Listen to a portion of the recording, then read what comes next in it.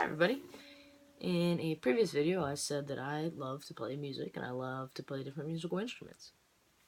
So today I was going to talk to you a little bit about the acoustic guitar and how the parts of the acoustic guitar make it work and give you that great sound.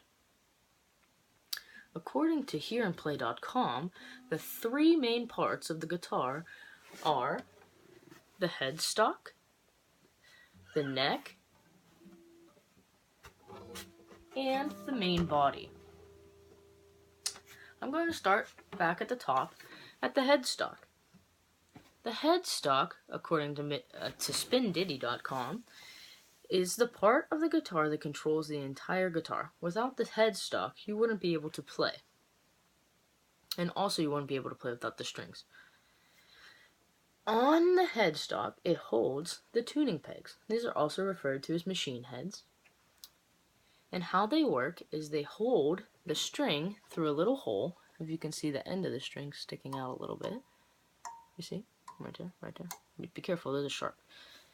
And what happens is there's a gear in the back of the machine head that turns when you turn the tuning peg. In turn, this makes the string tightly wind around the tuning peg and gives you the correct note that each string is supposed to be on. Now, you're probably wondering what the string names are, so I will tell you.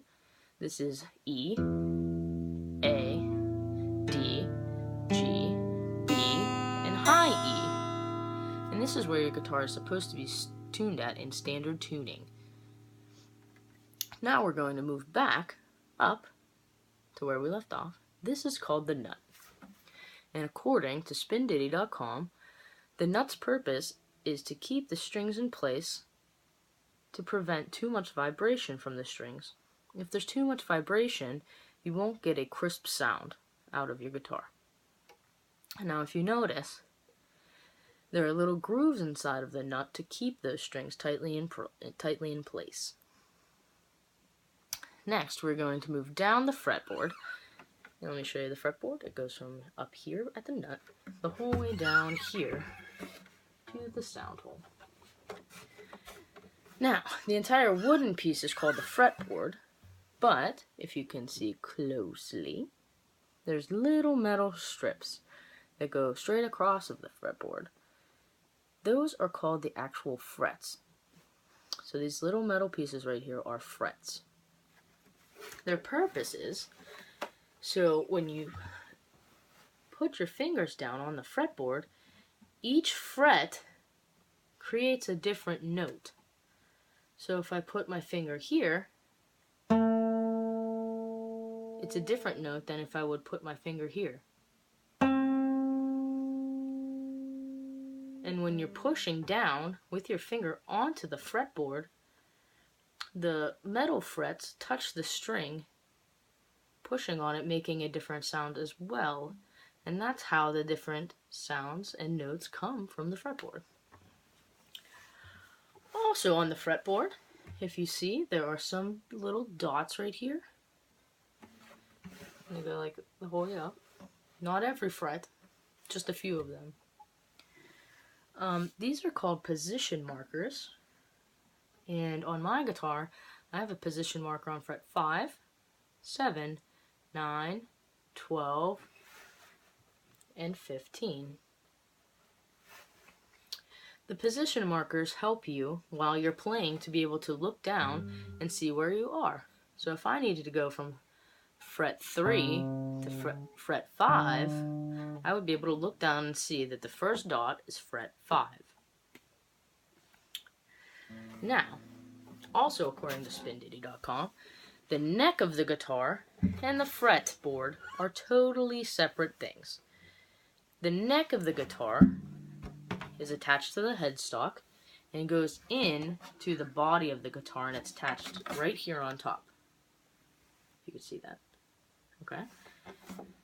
So, the neck and the fretboard are not considered to be the same thing. So don't get them confused for each other. Moving down, this next portion over here that you see, this is typically black. Some guitars can have white or whatever color they want. and they can also be different shapes and sizes. This is called the pick guard.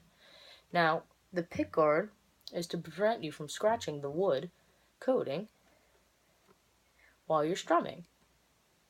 It's self-explanatory. It just guards the pick. Now, over here, this is the sound hole. This is where all of your acoustics come from your guitar. This is where the sound comes out of. So when you're playing, the sound resonates through the guitar and back out. Now this next portion down here, this wood and this other plastic part right here, this is called the saddle. It also holds the strings into place. Now, the strings, when you string them, start out down here and up into the tuning pegs that we talked about earlier. Now, these are called, down here, these are called string pegs. You put the string in, and then you pin them in tightly so that they do not move. So these anchor the strings into the guitar. Well, I'm glad I can give you a lesson today on the guitar, and I just wanted to tell you a little bit about it so you knew how the sounds were actually made and how the guitar actually works. Alright, well, I hope you guys have a great day, and I'll see you next time.